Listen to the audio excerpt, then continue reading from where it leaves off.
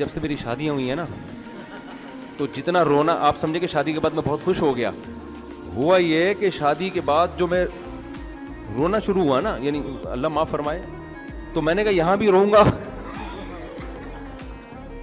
گھر میں بھی رہوں گا, تو پھر یہ عجیب سی بات ہو جائے گی نا, دونوں جگہ نہیں رو سکتا آدمی. اور مجھے پھر شادی شدہ لوگوں کے غموں کا اندازہ بھی ہوا. میں نے کہا یار بیانات میں نہ رلاؤ نہیں, کیونکہ پہلے ہی گھر میں رو رہے ہیں یہ لوگ, گھر میں عورتیں بھی رو رہی ہیں, مرد بھی رو رہے ہیں, سارے رو رہے ہیں, تو مسجد میں بھی رلاؤ گے تو یہ تو نسل بھاگ جائے گی. لیکن یہ سب چیزیں تو ایسی ہی باتیں, اصل ہے مزاج.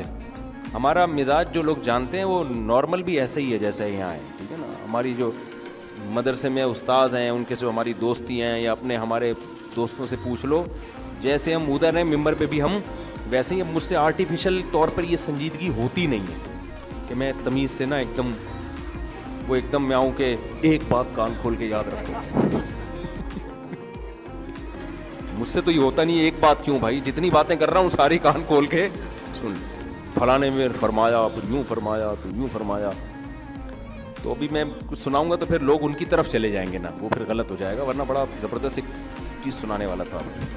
دوسری بات یہ کہ ہمارے حضرت فرمایا کرتے تھے, ایک شعر پڑھا کرتے تھے, دن گزارے ساز میں, راتیں گزاری سوز میں, عمر بھر ہم شب میں بلبل, عمر بھر ہم دل میں بلبل, شب میں پروانہ رہے. میں نہیں کہہ رہا کہ میں ایسا ہوں, لیکن اللہ والے ایسے ہوتے ہیں کہ لوگوں کے سامنے خوش مزاج, تنہائی میں اللہ کے سامنے رونے والے.